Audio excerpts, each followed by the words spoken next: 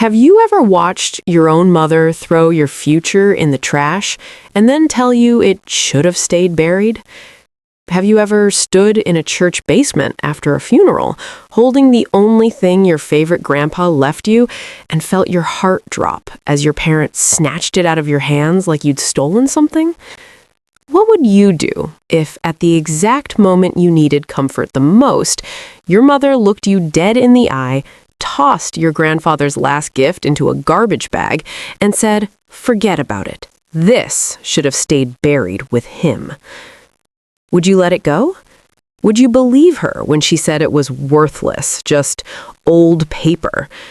Or would you do what I did and dig it back out of the trash, wipe off the frosting and dirt, and take it to the bank anyway, only to have the manager turn white, pick up the phone, and say, "Call the police. Do not let her leave"? My name is Aisha.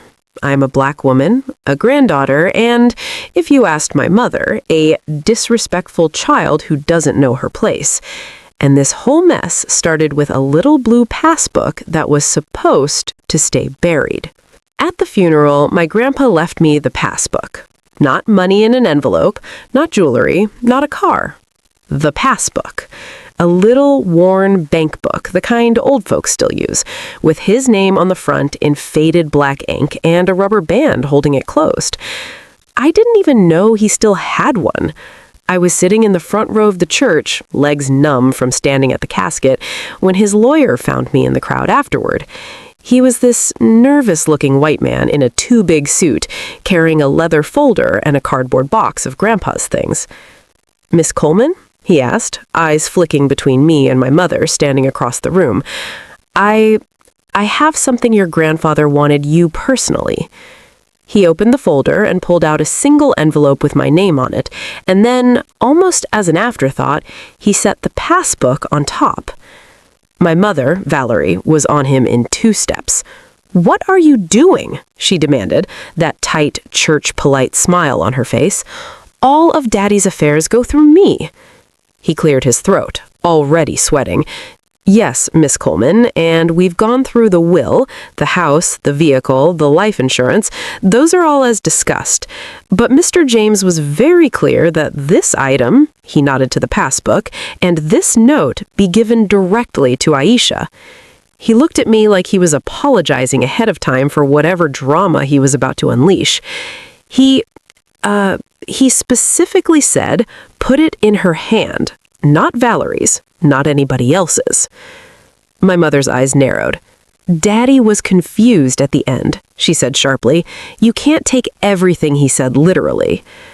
I should have spoken up right then. But years of "don't talk back," years of "fix your face, Aisha," years of knowing Black daughters don't get the luxury of mouthing off in public had me glued to my seat. Grandpa's voice floated up in my mind. The last real conversation we'd had when he'd squeezed my hand in that hospital bed and whispered, "There are things you don't know, baby. If somebody ever gives you my old passbook, you go straight to the bank. Ask for the manager by name. Don't be scared. Don't let them talk you out of it."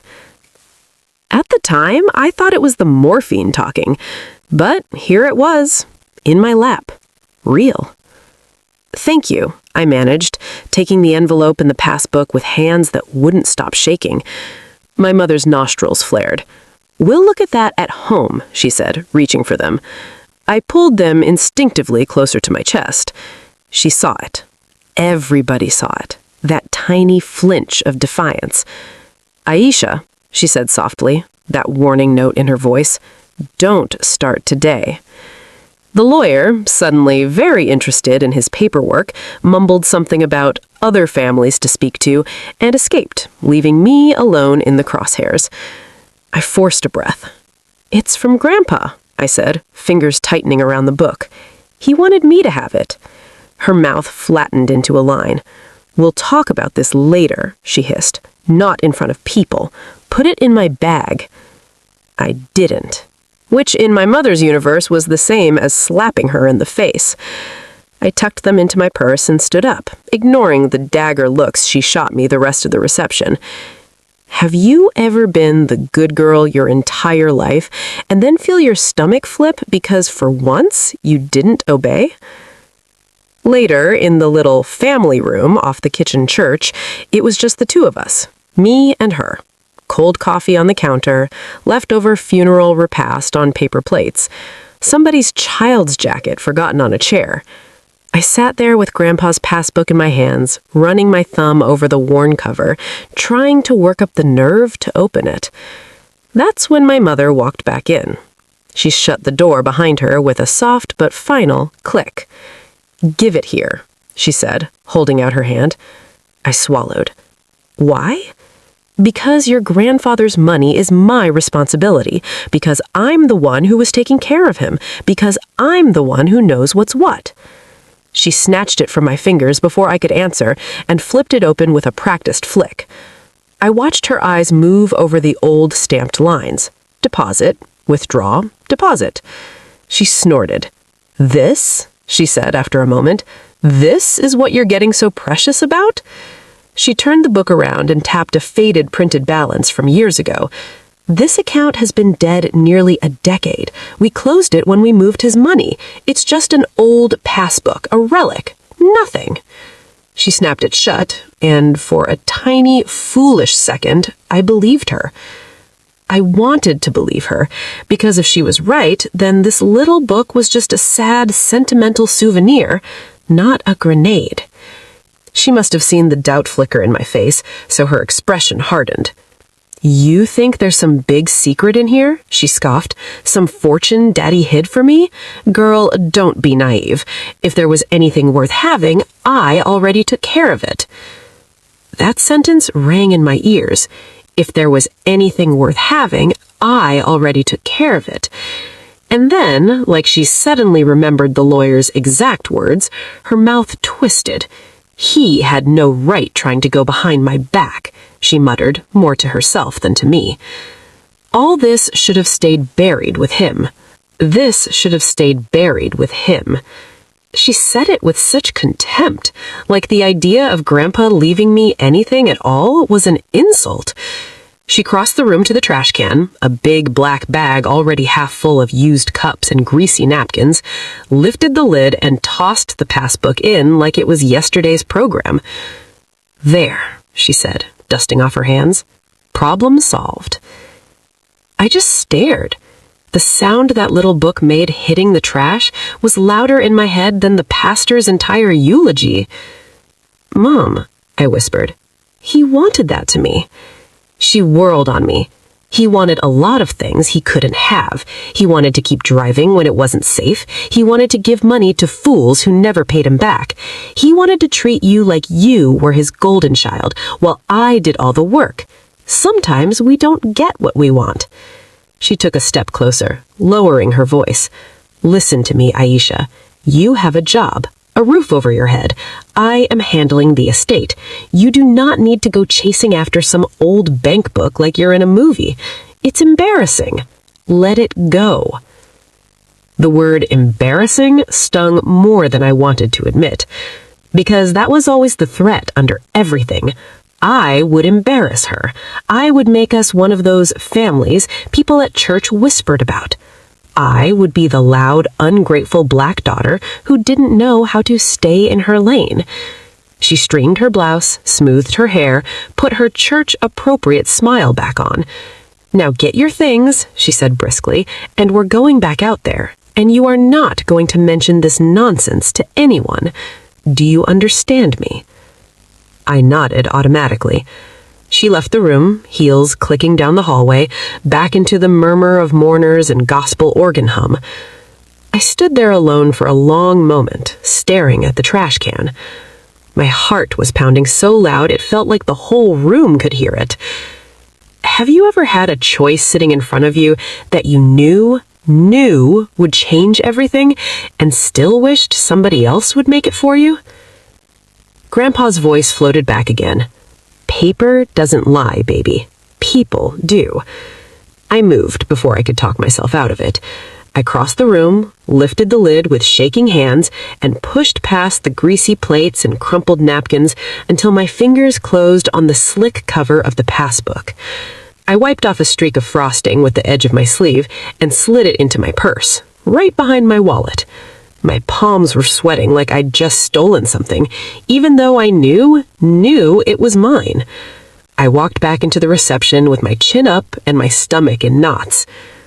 My mother caught my eye from across the room, narrowed gaze like she could sense defiance on me like perfume. But she didn't see the book. She didn't know.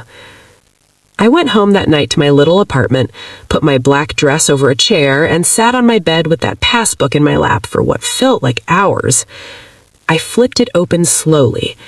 Inside were years of transactions written in Grandpa's careful block letters, bank stamps from decades ago, numbers that started small and grew, and then, abruptly, dropped to almost nothing a few years back.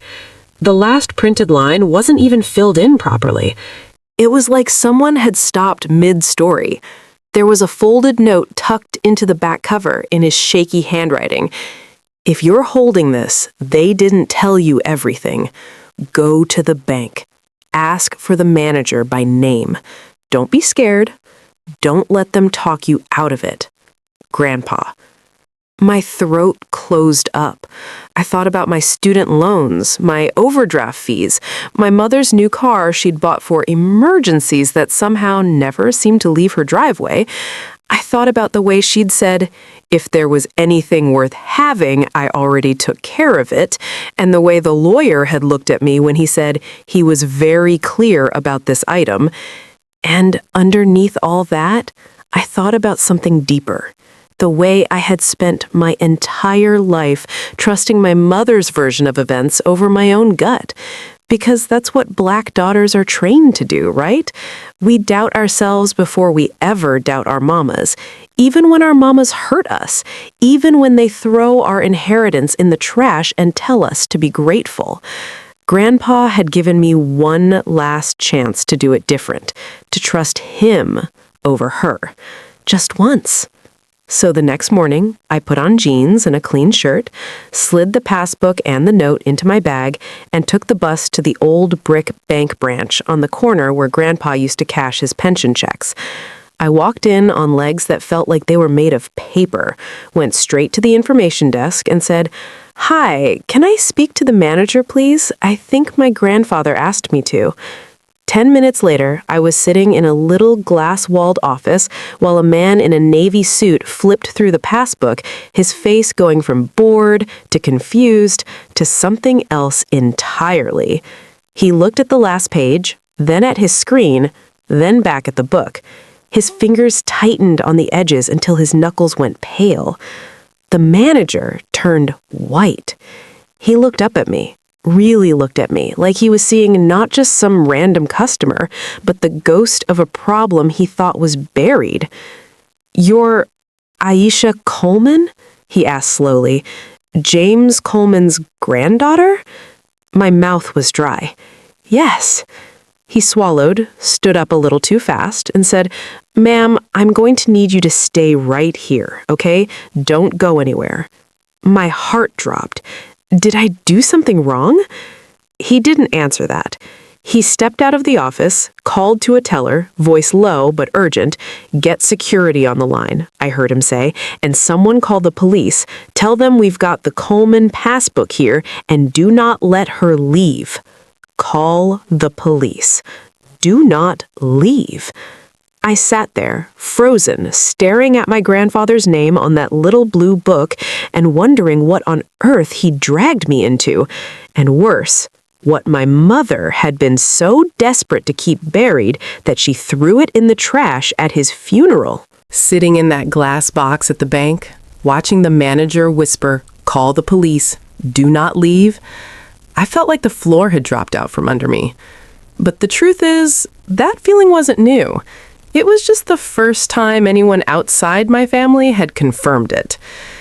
To understand why that passbook mattered so much, to me, to my grandfather, and apparently to the police, you have to know what money and secrets have always looked like in my family. Money, in our house, was never neutral. It was either a weapon or a reward. My mother, Valerie, grew up poor. Poor. Not the we can't afford name brands poor. I mean, ketchup sandwiches for dinner poor. She clawed her way out of it, and she never let us forget it. Black women can't afford to be stupid with money, she'd say. You make one wrong move and you're on the street. Those words could have been wisdom, but the way she used them, it was control. If I bought myself something nice with my own paycheck, you think you're rich now? If I ever needed help with a bill, I told you don't live above your means. This is what happens. But when it came to her, there was always money for what she wanted. New cars, emergency vacations, retail therapy. She'd swipe a card, then spend the rest of the month snapping at everyone about how nobody appreciates what I do. Grandpa James was different. He grew up in the same poverty my mother had, but it had made him careful, not cruel. He worked 35 years at the post office, rain or shine, never missed a shift. He'd sit at the kitchen table every Friday night with his little passbook, pen in hand, writing down deposits to the penny. Paper doesn't lie, baby. He'd tap the page. Numbers tell the truth even when people don't. When I was little, he'd take me with him to the branch on the corner, the same one I was sitting in now. He'd put on his good hat, polish his shoes, and stand a little taller when we walked through those doors, like stepping into that building meant he was somebody. They used to not let folks like me through these doors except through the service entrance, he told me once. Now they hold my money for me. Don't you ever forget what a difference that is. He opened my first savings account when I was 10, put $20 in it, and made me sign my name on the line myself. This is for you, for your future, not for your mama, not for nobody else, you hear me? I nodded, not fully understanding, just happy to have my own little book with my name on it. He smiled that soft smile he saved just for me. One day, you're going to need something to stand on besides somebody else's word. Let that be your own work and your own paper. My mother hated those bank trips. She called them his little performances. You know Daddy likes to act like he's some big investor with his $5, she'd say, rolling her eyes. We could get so much more if he'd let me handle things instead of messing with that old-timey junk. When Grandpa got older and started forgetting small things, keys, names of people from church, that's when my mother really stepped in. She took over his pills, his appointments, his mail. Well, somebody's got to do it, she'd say, sighing loudly. You think the rest of this family cares where he ends up? She'd drive him to the bank herself then, making a show of helping him to the door, patting his arm, telling the tellers, bless his heart, he's not as sharp as he used to be. On the ride home, I'd hear little digs slip out. You don't need to worry about those accounts anymore, Daddy, she'd tell him. I'm on all of them now. I'll take care of everything. Sometimes he'd push back, a flicker of irritation in his cloudy eyes. I've been taking care of myself longer than you've been alive, girl, he'd grumble. I ain't dead yet. You want to end up like Aunt Lila, broke and begging? No thank you. You need someone with sense. Then she'd look me in the rearview mirror and say, you see this? This is what's waiting for you if you don't handle your business now. You'll be old and confused and at the mercy of whoever bothers to show up. I was in high school when she first started hinting that she expected to inherit something once. Your grandfather owes me, she'd say after a long day of appointments. I'm the one hauling him to doctors, fighting with insurance, making sure his lights stay on while your uncles disappear. He better not leave it all to you ungrateful kids. I'd try to make jokes, diffuse the tension. Grandpa barely buys himself a new coat. What money are you imagining? She'd narrow her eyes. Don't be stupid. He's been saving before I was born.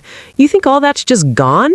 You think pensions and life insurance and accounts don't add up? That was the first time I realized there might be more to Grandpa's quiet little life than government checks and casseroles.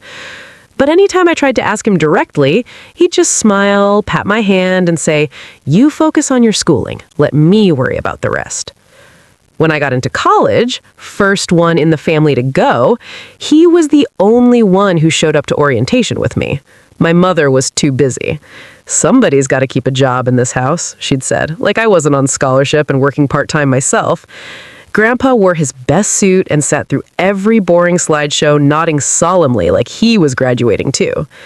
Afterward, we sat on a bench outside the campus library, and he pulled a folded piece of paper from his pocket. It was a copy of something from the bank, account statements maybe, but he didn't let me see the numbers. He just tapped the top where my name was printed. "I've been putting a little something aside whenever I could," he said. "Not much, but it's yours. Don't tell your mama, she'll pitch a fit." "Why?" I asked, my chest tightening a little at the idea that he'd hidden something from her for me. "Because she thinks everything I have belongs to her," he said plainly. "And some of it does. I ain't blind. You can't have a daughter looking after you for nothing." His voice softened. "But you've been taking care of yourself since they cut your umbilical cord. I see that. I want you to have a cushion she can't snatch out under your feet the second her feelings get hurt." He looked me in the eye in that way only he could. "When the time comes, somebody might try to tell you different," he said. "Might tell you you're being greedy or disloyal or that there's nothing there. Don't you fall for that, you hear? Paper doesn't lie." I nodded, that knot in my chest turning into something like hope. Then life did what it does. College turned into graduation, turned into an entry-level job that barely paid my rent. My student loans ballooned, my car died. My mother sighed every time I asked to borrow her ancient Honda to get to work, like I'd asked her to donate a kidney. "I told you not to major in something useless," she'd say. "You should have gone into nursing like I said." The whole time, Grandpa's health was declining. Slowly at first, misplaced keys, the wrong day for an appointment, then faster, forgetting where he was, paying the same bill twice, forgetting he'd eaten. My mother took over more and more. "I've got power of attorney now," she told anyone who'd listen. "I handle everything." When I'd visit, I'd find bank statements in neat piles on the table, his old passbook tucked underneath, my mother's handwriting scrawled across them in red pen. Closed, merged, paid. Anytime I asked what was going on, she'd get defensive fast. "Why are you so interested?" she'd snap. "You worried about your payday?" I'd flush, ashamed, even though I hadn't thought of it like that until she said it. "No, I'm just... You always said to stay on top of things," I'd mumble. She'd snatch the papers up and shove them in a drawer. "Well, don't worry about these. These are grown folk matters." Meanwhile, Grandpa would call me when she wasn't around. "You still got that account I opened for you?" he'd ask. "Yeah," I'd say. "I dip into it sometimes, but I'm trying to keep it alive." "Good girl. Keep something with your name on it." A few months before he died, he called me, sounding more rattled than I'd ever heard him. "Something's wrong," he said. "Bank says my balance is low." I frowned. "Maybe a bill drafted twice?" "Not like that," he said. "Whole chunks gone. I didn't take that out." "Did you ask the bank?" "Your mama was with me," he replied. "She did all the talking, said she moved some things around so it made more sense. But when I asked about your account, the man looked nervous." My stomach turned. "What do you mean, my account?" "The one with your name that I've been funding," he said, like it was obvious. "They said it was accessed with my authorization a while back. Remember when your mother had me sign all that paperwork? My hand still hurts thinking about it." "What paperwork?" I asked, heart starting to race. "Said it was just to make things easier while I was in the hospital," he muttered, "but they kept sliding pages under my pen. I was tired, baby. I didn't read like I should have. That's on me." Guilt dripped from his voice in a way that made my chest ache. But then that stubborn streak of his kicked back in. "I can't do much, but I can leave a trail." A week later, he called again, voice weaker. "I went down there by myself, talked to the manager, told him what I thought happened. He can't say much without making it official, but he promised me this. If you ever show up with that passbook, he'll do right by you." "Grandpa," I started, overwhelmed. He cut me off gently. "Don't argue with an old man," he said. "Just listen. The truth is in the paper, not in what people tell you at the kitchen table."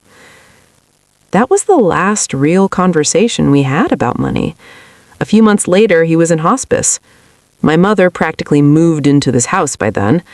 "I'm drowning," she'd complain to me on the phone, even as she posted pictures of new shoes and brunches online. "Nobody appreciates what I'm doing. I gave up my life for this." She never mentioned the account again. She certainly never mentioned anything set up in my name. When he died, I expected something. A word in the will, a little envelope, a nod that he'd kept those promises from the bench outside my campus. So when the lawyer read out that the house and the car and all the obvious things went to my mother, I wasn't surprised. When he said there was no significant liquid cash left in the primary accounts, I believed it. Hard times, medical bills, whatever. Except then he turned to me with that passbook and that envelope and those words. He was very clear that this be given directly to you. My mother's fury made more sense in hindsight. If everything had really been closed and empty, why fight so hard to keep me from something worthless? Why throw it in the trash and say this should have stayed buried with that particular edge in her voice? Sitting in that bank manager's office now, stomach twisting as I heard him on the phone with the police, I realized Grandpa had been right all along. She hadn't just been handling things, she'd been doing something else with those signatures, those merged accounts, that power of attorney. And the passbook, the little old-timey junk she wanted buried, was the proof. The longer I sat in that little glass office, the smaller I felt. People were walking past outside, going about their normal Tuesday, depositing checks, arguing quietly with tellers, chasing toddlers away from the candy dish. And there I was, clutching my grandfather's passbook like a bomb, listening to the words, "Call the police, do not leave," echo in my ears. Have you ever been absolutely sure you did nothing wrong and still felt guilty just because someone in authority looked at you too hard? That's how it felt when the security guard drifted a little closer to the doorway. He didn't say anything, didn't grab me, just happened to stand where he could see both the lobby and me at the same time. My mouth went dry. My brain did that spiral. Did I sign something I shouldn't? Did I somehow commit fraud by bringing in an old passbook? Are they going to arrest me in front of all these people for something I don't even understand? A few minutes later, felt like hours, a uniformed officer walked in. Not with sirens or a big dramatic entrance, just walked in, talked quietly with the manager at the front desk. Both of them glanced at me. My heart started pounding so loud my ears buzzed. The manager, Mr. Harris, came back into the office with the officer in tow. He sat down across from me. The officer stayed standing by the wall, arms loose at his sides in that purposely non-threatening stance they teach them for cooperative interviews. "Miss Coleman," the manager said, voice softer than before, "I'm sorry if we scared you. You're not in trouble. Do you understand that?" My laugh came out shaky. "You just told someone to call the police and not let me leave. So no, I don't really understand anything right now." The officer gave me an almost apologetic half-smile. "Ma'am, my name is Officer Diaz," he said. "We're here because of what this passbook represents, not because of anything you've done." He nodded at the little blue book between us. The one my mother said was dead. The one she tossed like trash. Mr. Harris folded his hands on the desk. "How much did your grandfather tell you about his banking arrangements?" he asked. I swallowed. "That he'd been saving something for me," I said. "That there was an account. That I should come see the manager if anything ever happened to him. He also said he thought something was wrong before he died. That money was missing." Mr. Harris let out a slow breath, like I'd just confirmed something heavy. "Okay," he said quietly. "Let me explain what we're looking at here." He turned the passbook around so it faced him again and flipped to the inner cover. "This isn't just any old savings book," he said. "This is what we call a TOD account. TOD stands for Transfer on Death, set up decades ago. Your grandfather opened it in trust for you. See? He pointed to a line where my name was printed in tiny, old-fashioned type. Beneficiary, Aisha Coleman. Seeing my name there in ink older than I was made my stomach twist. Grandpa hadn't been exaggerating on that campus bench all those years ago. He'd written me into his plans, right there in black and white. For most of this account's life, your grandfather was the only one making deposits and a very occasional withdrawals. Small stuff, pension, odd jobs, steady, consistent. He flipped toward the back, where the numbers jumped. Then, about 3 years ago, there's a pattern change. Larger withdrawals, more frequent, all executed under a power of attorney signed in favor of your mother, Valerie Coleman. There it was. Her name, in the book, in their system, in this mess. Officer Diaz stepped a little closer. Did you know your mother had power of attorney over your grandfather's finances? I nodded slowly. She told everyone she did, I said. She said she had to because he was forgetting things. Do you know if he understood what he was signing? He told me later he felt rushed, I said, the memory bubbling up, the phone call where Grandpa's voice had been thick with regret. He said there were a lot of pages, that he was tired. Harris exchanged a look with Diaz. It was quick, but I caught it. The kind of look people give each other when they've seen the story before. Miss Coleman, Harris said, choosing his words carefully, over the last 3 years, nearly the entire balance of this account was withdrawn using that power of attorney. It was not a small amount. My throat got dry. How much? He hesitated, then turned the screen so I could see. Numbers. Big ones. 5 figures I'd only ever seen on debt statements, never on anything that belonged to me. My vision swum. All that was supposed to be... I started, then couldn't finish. Legally? Yes, he said. Upon your grandfather's death, whatever was left in this account should have transferred to you automatically.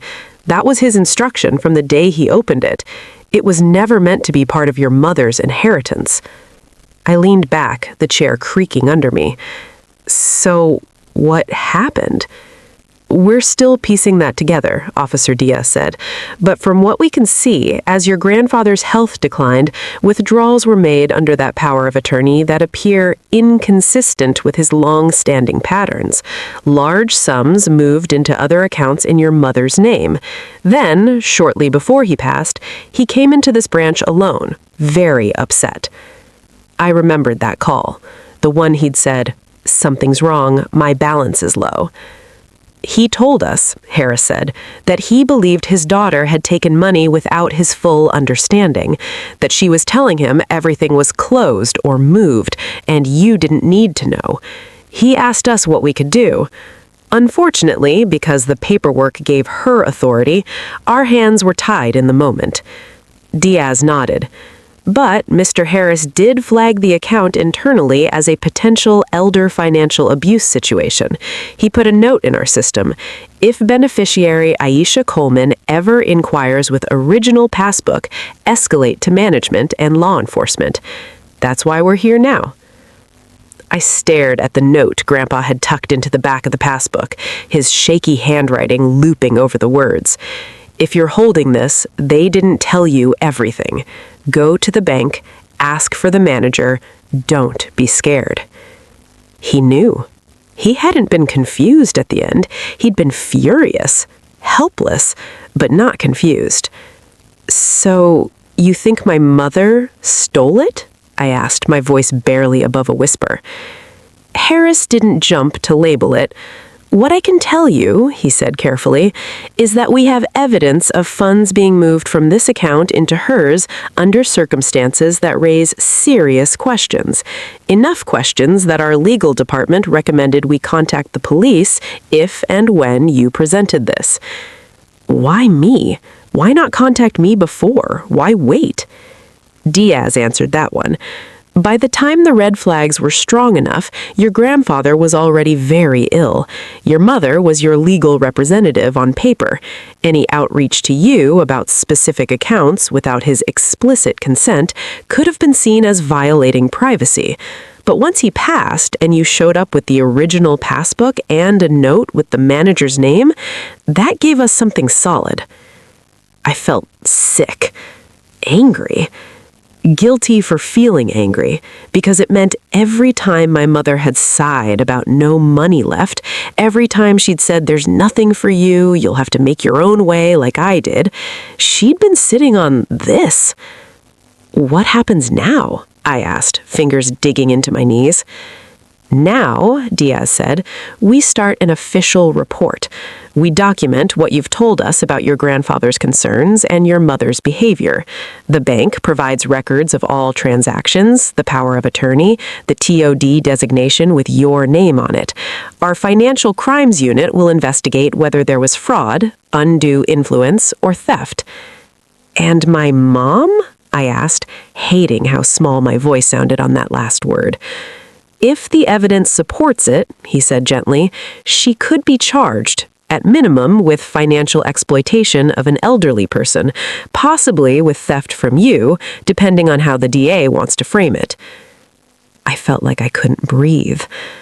I didn't come here to put my mother in jail, I blurted. Grandpa told me to bring the book. I just wanted to know if there was really something meant for me. You didn't do this, Harris said firmly. Your grandfather set this in motion when he opened the account in your name. Your mother made her choices when she used that authority. You're just holding the proof. Proof that she'd thrown in the trash. Proof she'd told me it should have stayed buried. Diaz shifted his weight, choosing his next words like they were glass. Ms. Coleman, I need to ask you something important, he said. Are you willing to cooperate with an investigation? Tell the truth about what you know, even if it's painful. Have you ever realized that being a good daughter and telling the truth were about to become two very different things? I thought about my mother's face at the funeral, tight with fury when she saw that passbook in my hands. I thought about her words, if there was anything worth having, I already took care of it. I thought about every time she'd thrown my debt. My struggles, my bad decisions in my face, knowing full well she was sitting on money my grandfather had meant to shield me from exactly that kind of struggle. Yeah, I said finally, my voice shaking but clear. I'll cooperate. Diaz nodded.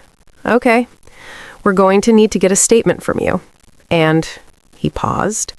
We'll need to talk to your mother as well. It would go smoother if she came here voluntarily. My stomach twisted. Do you want me to call her? I asked. Yes, he said. Call her. Tell her you came to the bank with the passbook. Say the manager needs to clarify something about the estate. Don't mention us yet. Just see if she'll come down. My hand numbed around my phone as I pulled it out of my bag. Because in that moment, sitting in a bank chair with my grandfather's name on the table and my mother's decisions under a microscope, I knew one thing for sure. Whatever I said on that call, there was no going back to how things were before. My fingers felt like they didn't belong to me as I scrolled to my mother's name. Officer Diaz watched my face, not unkind, but with that alertness that said he was ready for whatever came next. Take your time, he said. You don't have to say much, just enough to get her here. Have you ever known a phone call was going to split your life into before and after, and still hit dial anyway? The line rang twice, then her voice, crisp and irritated. Aisha, I'm at the pharmacy. What is it? She always answered like I was already inconveniencing her. I swallowed. I'm at the bank, Ma. Grandpa's old branch. Silence. Then, what are you doing there? "I brought the passbook," I said. "The one Mr. Lewis gave me. The manager says there are some things that don't add up with the estate. He asked if you could come down so we can clear it up." I heard her exhale sharply, like I'd confirmed her worst suspicion.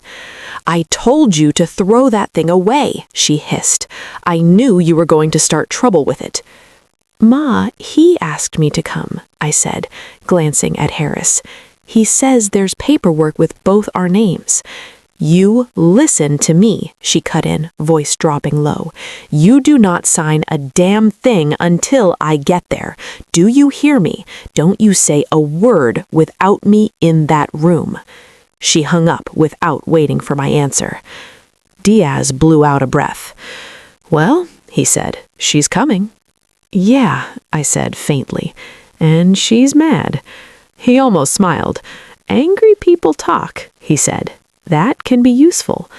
I wasn't thinking about usefulness. I was thinking about survival, about being a black woman sitting in a bank with a white manager, a Latino cop, and my black mother about to walk in and accuse me of conspiring with these people against her. I could already hear it. "You're really going to take their word over mine? You know they don't care about us. You're making a fool of yourself for nothing." 15 minutes later, I saw her through the glass. She walked into the branch like she owned it, back straight, head high, mouth already set. Her eyes locked onto me in the little office, then took in the badge on Diaz's chest and the serious look on Harris's face. Her expression shifted from annoyance to something like alarm, then hardened back into anger. She pushed the office door open without knocking. "What is this? Why is there a police officer here? Ayesha, what did you say?" "Miss Coleman," Harris said, standing. "Thank you for coming on such short notice. Please, have a seat." She ignored the chair. "I'm not staying long," she snapped. "Whatever this is, it's a misunderstanding. My father's finances are handled." Diaz opened a small notebook. "Let's start there," he said. "We've reviewed the power of attorney documents, the withdrawals, and the transfers into accounts in your name. Can you explain why funds were moved from an account Mr. Coleman specifically designated for his granddaughter into your personal savings over the last 3 years?" Her nostrils flared. "Because I was paying his bills," she snapped. "His meds, his caregivers, the roof over his head that I kept from falling in. You think that costs nothing?" Harris shook his head slightly. "Those expenses were paid from his primary checking and pension accounts. We have clear records of that. The withdrawals from this particular account far exceed his documented expenses." "What are you implying? That I stole from my own father?" Diaz's voice was calm. "We're saying there is evidence of potential financial exploitation, and that Mr. Coleman himself came to this branch shortly before his death to express concerns that money was missing without his consent." My mother's face flushed dark. "He was confused," she snapped. "He didn't even know what day he was half the time. You're going to take the word of a sick old man over the person who actually took care of him." Harris slid a printout across the table. "This is the note he asked us to put in the system. If my granddaughter ever brings this passbook, please show her the records. I believe my daughter has taken money that was not hers." Her eyes flicked over the sentence. Her jaw tightened. Then she turned on me. "You really believe this?" she said, voice low and shaking. "After everything I've done for you, you think I'd steal from you?" My chest hurt. "I think Grandpa set something up for me," I said, "and I think you moved it without telling either of us." "That was my retirement," she exploded. "My compensation for putting my life on hold to wipe his mouth and change his diapers while your uncles disappeared and you were off finding yourself. You have some nerve acting like you're the victim here." Diaz stepped in, voice steady. Miss Coleman, regardless of how you feel you were owed, the law is very clear. Funds in this account were legally designated for your granddaughter. Power of attorney does not give you the right to rewrite beneficiaries for your own benefit. You don't get to tell me what I have a right to, she snapped. You're going to believe this bank over me? These people? She waved a hand vaguely, the old distrust rising to the surface. You know how they do us. That hit a nerve in me. Because she wasn't wrong about the history, but right now, the ones who'd done us were sitting at this table, and one of them shared my last name. Ma, I said softly, Grandpa trusted the system enough to set this up in my name. He trusted Mr. Harris enough to leave that note. This isn't them versus you. This is you versus his wishes. Her eyes flashed. His wishes, she spat. His wishes were that I wouldn't end up like his sisters, old and broke and depending on strangers. You think he didn't want to take care of me? You think he loved you more than his own child? That's not what this is, I said. He wanted to take care of both of us. You had the house, the car, the insurance. He set this aside so I wouldn't drown in the same struggle you always warned me about. So now you're going to drag me to jail over it, she shot back. Is that it? You really picked a side, huh? The word jail hung in the air like smoke. Diaz cleared his throat.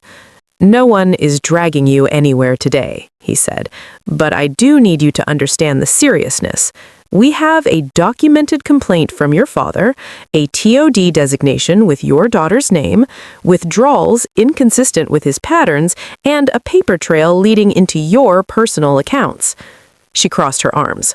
What do you want me to say? That I did it? Fine. I moved the money. I deserved it. He wasn't going to need it much longer anyway. The room went very still. Harris blinked. Diaz's pen froze over his notebook. Can you repeat that? Diaz asked quietly. She lifted her chin. I said I moved the money, she repeated. I deserved it. I was the caregiver. I was the one losing sleep. I was the one putting up with his moods and his confusion. That money would have sat there until he died and then gone to this ungrateful girl who doesn't even come around unless she wants something. The last part was a lie, and we both knew it.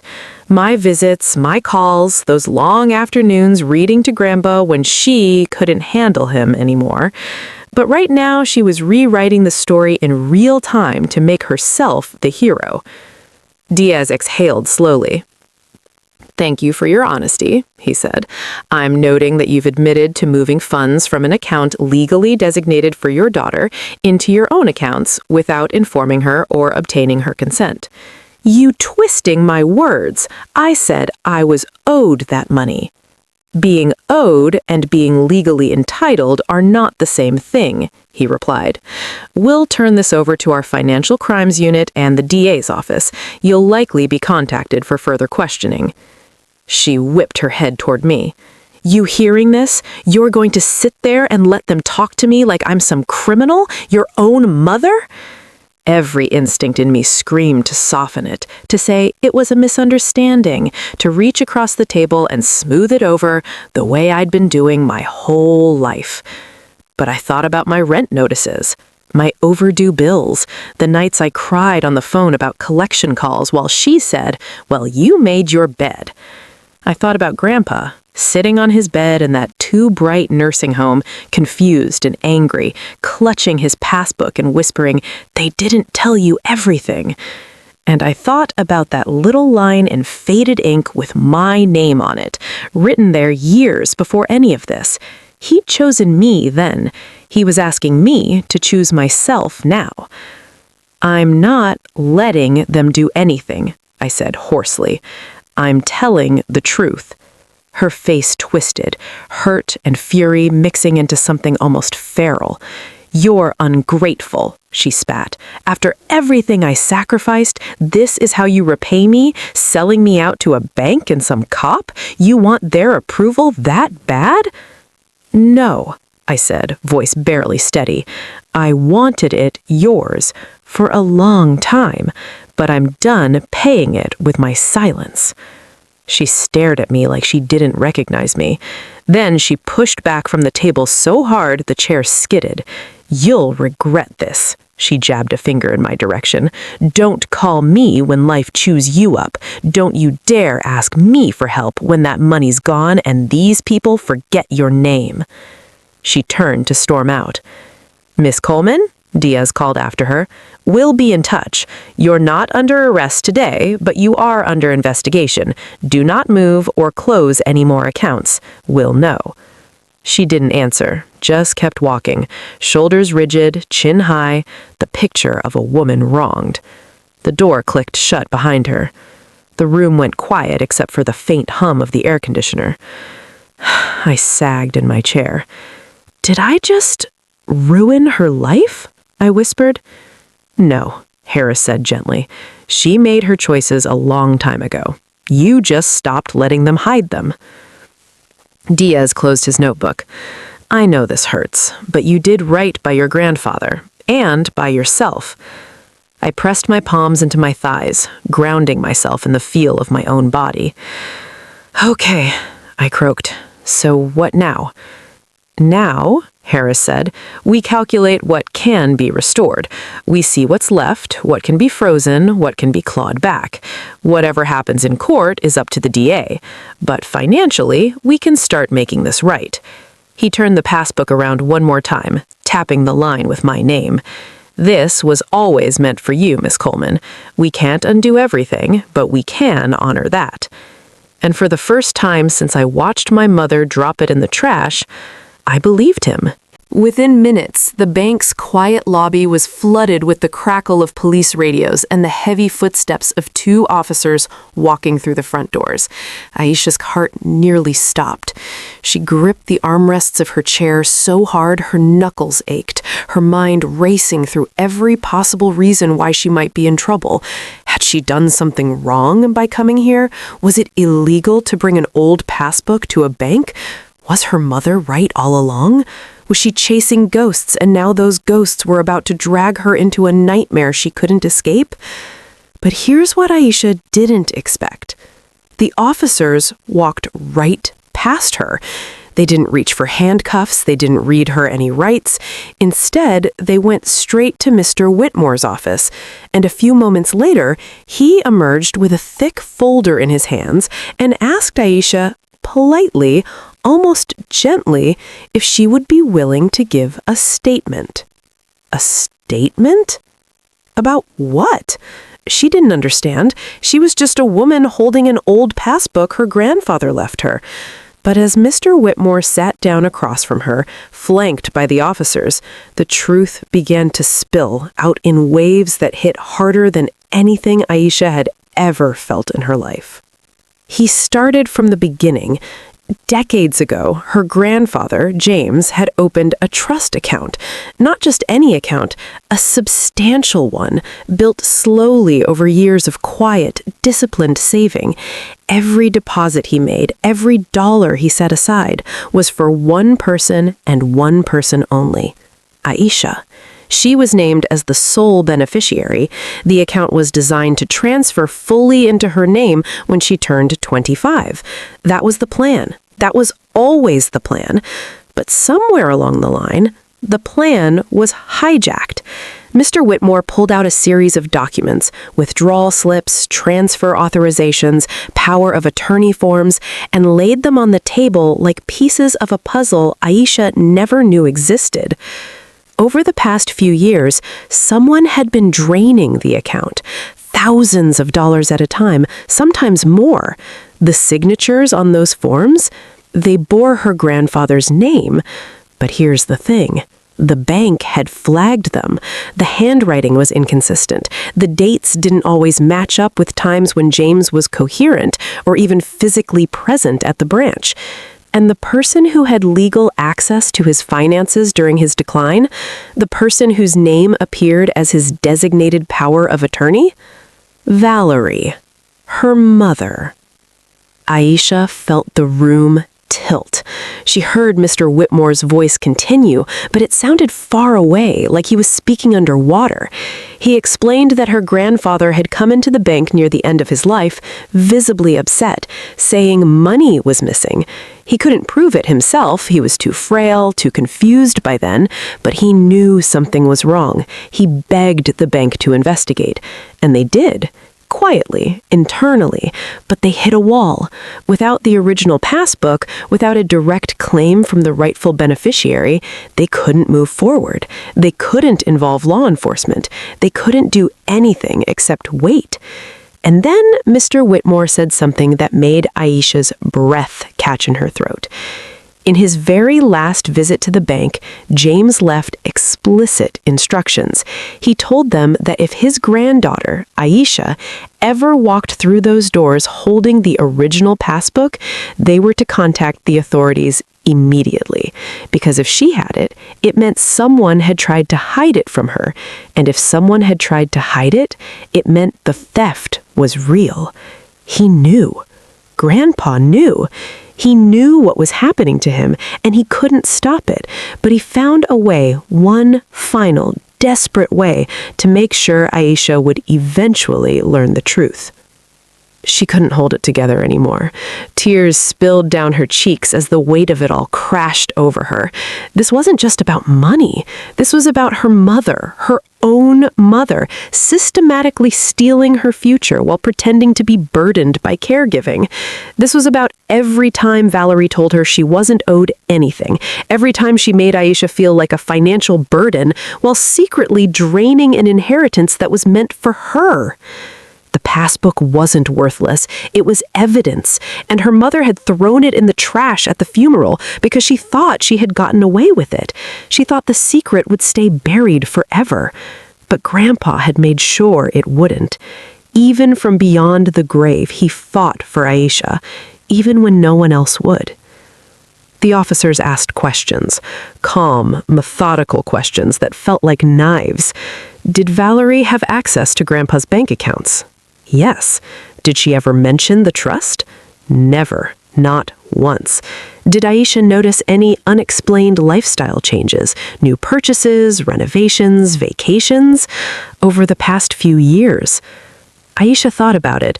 The new car her mother bought 2 years ago, the kitchen remodel, the way Valerie always seemed to have money for herself, but never had a dollar to help Aisha when she was drowning in student loans. It all made sickening sense now. Then they asked the hardest question. Would Aisha be willing to cooperate fully with the investigation, even if it meant her mother could face criminal charges? She didn't answer right away. She couldn't. Because despite everything, despite the betrayal, despite the lies, despite years of feeling like she was never enough, Valerie was still her mother. And there was a part of Aisha, a small and wounded part, that wanted to protect her anyway. That's what daughters do, right? That's what she had been taught her whole life. Protect the family, don't air dirty laundry, don't let outsiders see the cracks. But then she thought about Grandpa. She thought about his hands, rough and warm, pressing that passbook into her memory long before he ever gave it to her. She thought about his voice, saying, "Paper doesn't lie." She thought about how hard he worked, how carefully he saved, how much he believed in her when no one else did.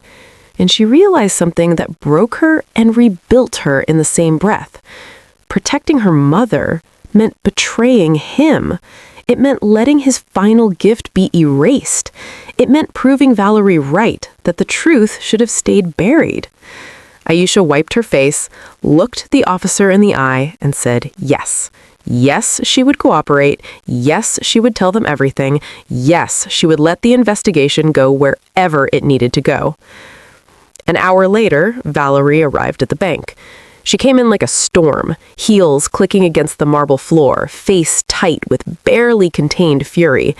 Someone had called her, maybe a relative, maybe a neighbor who saw the police cars, and she had rushed over expecting to do what she always did, control the narrative. She didn't even look at Aisha first. She walked straight up to Mr. Whittemore and demanded to know what was going on, why her daughter was being questioned, why there were officers in a bank that had no business involving law enforcement in family matters.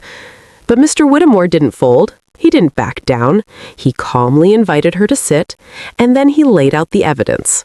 The withdrawal records, the forged signatures, the flagged transactions, the internal investigation that had been waiting years for this exact moment.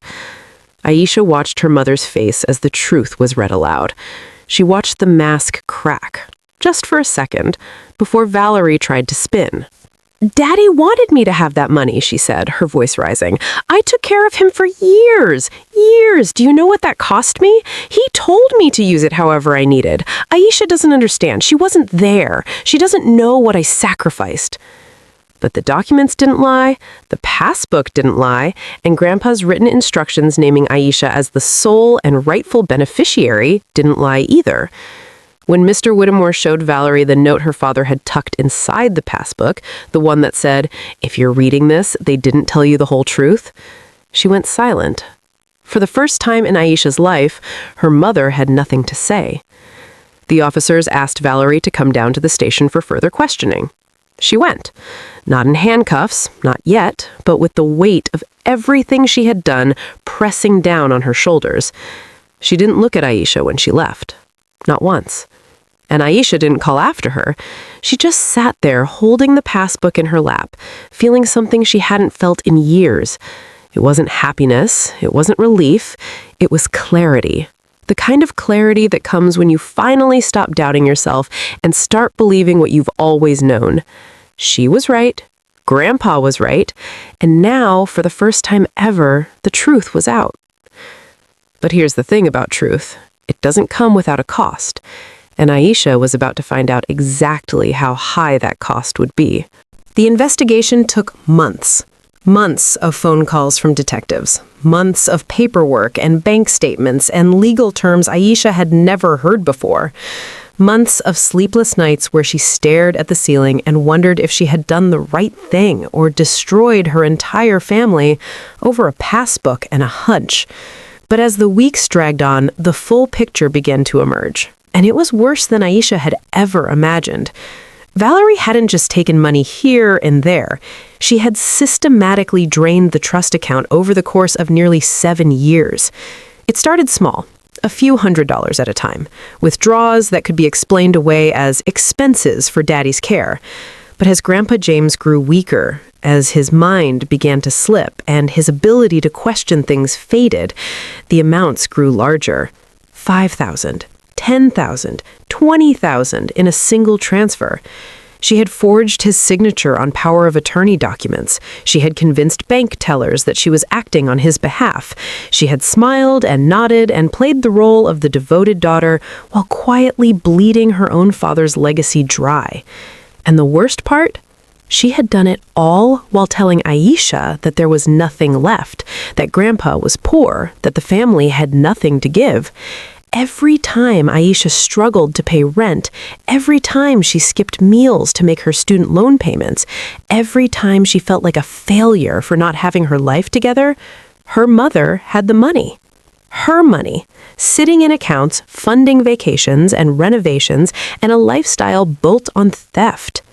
The total amount stolen was staggering, over $160,000, money that Grandpa James had saved over decades, money he had set aside specifically for Aisha's future, money that was supposed to give her a foundation, a head start, a chance to build something without drowning in debt. Gone. Exposed not through honesty, but through greed. Because Valerie had gotten careless near the end, making withdrawals even after the bank flagged the account, assuming no one would ever check. But here's the thing about justice. It's never clean. Because of the complexity of the case and the years that had passed, not all the money could be recovered. Some of it had been spent. Some of it was tied up in assets that would take years to liquidate. Some of it had simply vanished into a lifestyle that Valerie had convinced herself she deserved. But the court didn't let her walk away. After months of hearings and negotiations, Valerie accepted a plea deal. She pled guilty to elder financial abuse and fraud. She avoided prison, but only barely. She was sentenced to 5 years of probation, 200 hours of community service, and full restitution to be paid over time. Her name was entered into a criminal database. Her reputation, the image she had spent her whole life protecting, was shattered. And for a woman like Valerie, that might have been the worst punishment of all. Aisha received a settlement. It wasn't the full amount, it couldn't be, but it was enough. $63,000 deposited into a new account in her name. $63,000 that felt like both a gift and a wound. Because every time she looked at that number, she thought about what it had cost. Not the money that was lost, but the mother she had lost too. Or maybe not lost. Maybe the mother she thought she knew, the one who criticized her out of love, who pushed her out of care, who controlled her out of protection. Maybe that mother had never existed at all. Maybe that mother was just a mask Valerie wore while she took and took and took. And now that the mask was gone, Aisha had to face the truth. She had been raised by someone who saw her not as a daughter to nurture, but as a competitor to suppress. That was a grief no amount of money could fix. The family split down the middle. Aisha had expected some pushback, but she hadn't expected the cruelty. Aunts and uncles who had smiled at her at the funeral were now calling her ungrateful. Cousins she had grown up with stopped answering her texts. One of her aunts left a voicemail that Aisha still couldn't bring herself to delete. Your mother gave up her life to take care of Daddy. She deserved that money more than you ever did. You should be ashamed of yourself. It didn't matter that Valerie had forged documents. It didn't matter that Grandpa explicitly named Aisha as the beneficiary. It didn't matter that the courts had found Valerie guilty. In their eyes, Aisha had committed the ultimate sin. She had aired the family's dirty laundry. She had let outsiders see the cracks. She had chosen truth over loyalty. And for that, she would never be forgiven. But not everyone turned their backs. Aisha's great-aunt Dolores, Grandpa's sister, called her one evening, out of the blue. Dolores was in her 80s, sharp as a tack, and never liked Valerie much anyway. She listened as Aisha sobbed into the phone, and when Aisha finally ran out of words, Dolores said something that would stay with her forever. Baby, your grandfather loved you more than he loved his own comfort. He spent his last years trying to protect you from the one person who should have been protecting you. Don't you dare feel guilty for honoring that. You didn't get your mama in trouble. She got herself in trouble. You just refused to help her bury the evidence. Aisha didn't know what to do with the money at first. It sat in her account for weeks, untouched, while she tried to figure out what her grandfather would have wanted. He had saved it for her future. He had fought for it, even when he was too weak to fight for himself. She couldn't waste it. She couldn't let it just sit there, a reminder of everything she had lost. So she made a plan. First, she paid off her student loans. Every single one. The weight that had been crushing her for over a decade, the late notices, the minimum payments, the constant stress, it was gone. She cried when she made the final payment, not because she was happy, but because she kept thinking about how different her 20s would have been if she had known this money existed. How many opportunities she had missed, how many times she had said no to herself because she thought she couldn't afford to say yes. But she couldn't live in that bitterness. Grandpa wouldn't have wanted that. So she kept moving forward. She put a down payment on a small condo, nothing fancy, just 2 bedrooms, a little kitchen, and a view of a park where she could sit in the mornings and drink her coffee. It was hers, fully hers. And for the first time in her life, Aisha felt like she had a foundation under her feet instead of quicksand. She also did something she had been putting off for years. She started therapy. Not because she was broken, but because she was finally ready to understand why she had spent so long feeling like she was. The sessions were hard, brutal sometimes. Her therapist helped her see patterns she had never noticed before. The way Valerie had isolated her from other family members who might have told her the truth. The way she had been conditioned to doubt her own instincts. The way she had been taught that love meant obedience and silence meant safety. It wasn't easy to unpack. Some days, Aisha left her therapist's office feeling worse than when she walked in. But slowly, something began to shift. She stopped blaming herself for not seeing the signs sooner. She stopped wondering if she had overreacted. She stopped carrying the guilt of being the daughter who got her mother in trouble and started seeing herself as the granddaughter who honored the man who had always believed in her. Valerie never apologized, not once.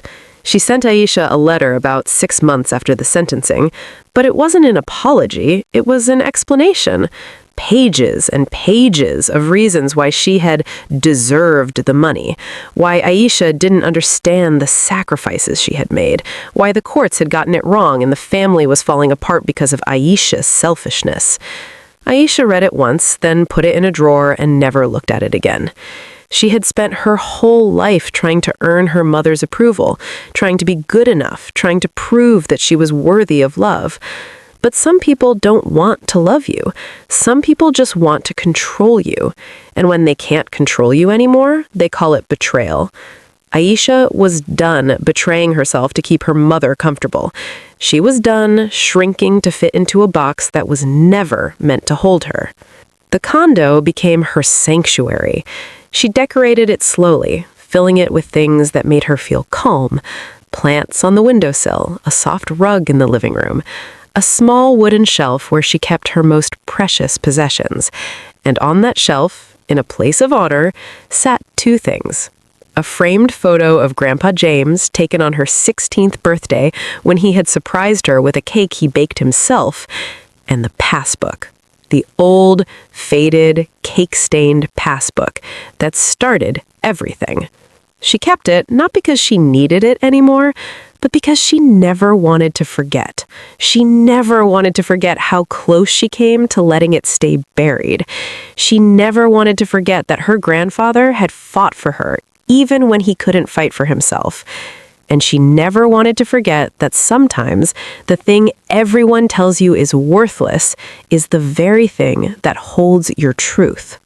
But even with all the healing, all the progress, all the rebuilding, there were still nights when Aisha sat alone in her living room and felt the weight of everything she had lost. Not the money. The money was never really the point. She had lost her mother. Or at least, she had lost the hope that her mother would one day become the person Aisha needed her to be. That hope had been keeping her going for years, and now it was gone. And in its place was something quieter, something sadder, but something strangely freeing too. She didn't have to keep waiting anymore. She didn't have to keep auditioning for a role she was never going to get. She could just be, just exist. Just live her life without constantly wondering if this would be the day her mother finally saw her. Grandpa gave her more than money. He gave her permission. Permission to stop pretending. Permission to trust herself. Permission to believe that she was worth protecting, even when the person she needed protection from was supposed to love her most. And that was the inheritance no one could ever take away. A year passed. Then another, and somewhere in the quiet of an ordinary Tuesday morning, Aisha found herself sitting at her kitchen table with a cup of coffee going cold in her hands, staring at the passbook. She hadn't opened it in months. She didn't need to. The account was closed now, the money transferred, the legal battles finished, but she still kept it. She kept it the way some people keep old photographs or childhood blankets, not because it was useful, but because it was proof. Proof that she had survived, proof that she hadn't imagined everything, proof that her grandfather had loved her enough to leave a trail of breadcrumbs through the darkness even when he knew he wouldn't be there to walk beside her. She ran her thumb over the faded cover, feeling the texture of the old paper, the slight stickiness where the cake frosting had never fully come off, no matter how many times she wiped it, and she thought about that phrase. The phrase her mother had spat out at the funeral like it was poison. This should have stayed buried. Funny how those words meant something completely different now. Because her mother was right. It should have stayed buried. If you were the one who benefited from the lies, it absolutely should have stayed buried. If you were the one who stole from a dying man, who forged his signature, who drained his legacy while pretending to be his caretaker, then yes, you would want that passbook to disappear forever. You would want to throw it in the trash and convince everyone it was worthless. You would want your daughter to believe there was nothing left, that she was owed nothing, that chasing the truth would only bring her pain. But here's what Aisha's mother didn't understand. Here's what people like her never understand. The truth doesn't stay buried just because you want it to. It waits. It waits in old documents and faded ink and the memories of people who refuse to forget.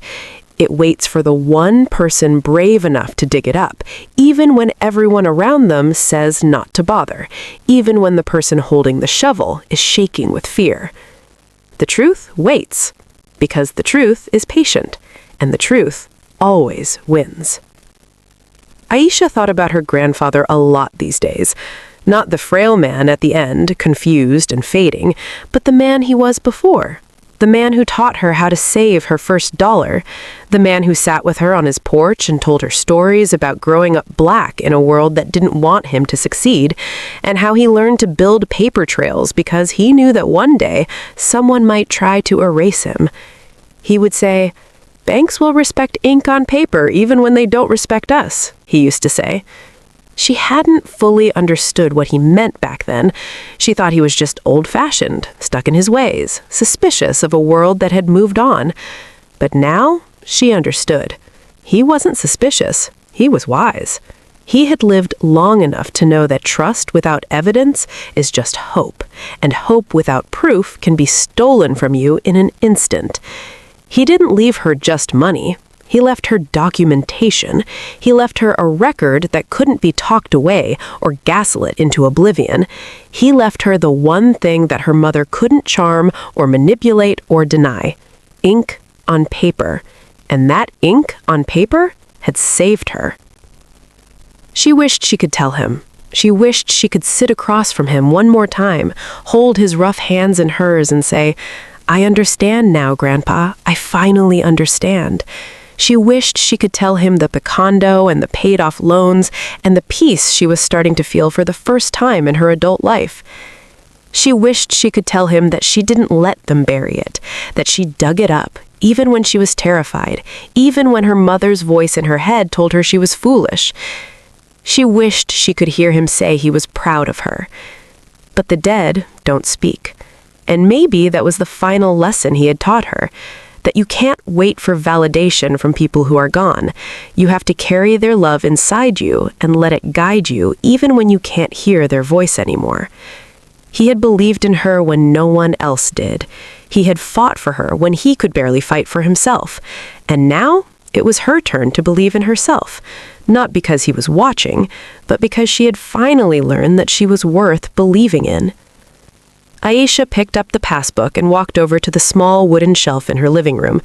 Grandpa's photograph was already there, the one from her 16th birthday, his smile wide and genuine, a smudge of frosting on his cheek from the cake he made for her. She placed the passbook beside it, leaning it gently against the frame. They belonged together, the man and the gift he had left behind, the love and the proof of that love. She stood there for a long moment just looking at them, and she felt something shift in her chest. It wasn't sadness exactly. It wasn't joy. It was something in between. Something like peace. She had lost so much in the last 2 years. She had lost her mother, not to death, but to the truth, which was almost worse. She had lost cousins and aunts and uncles who chose Valerie's version of the story over the documented facts. She had lost the family she thought she had, the one she had spent her whole life trying to belong to. But she had found something. She had found herself. She had found the courage to stop shrinking, to stop apologizing, to stop pretending that being loved meant being controlled.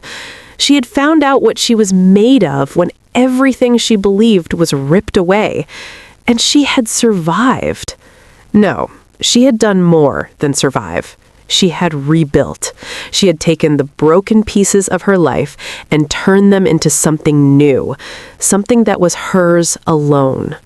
If you're listening to this story and you see yourself in Aisha, if you've ever been told that something precious to you is worthless, if you've ever been made to feel crazy for asking questions, if you've ever been silenced by someone who was supposed to protect you, hear this.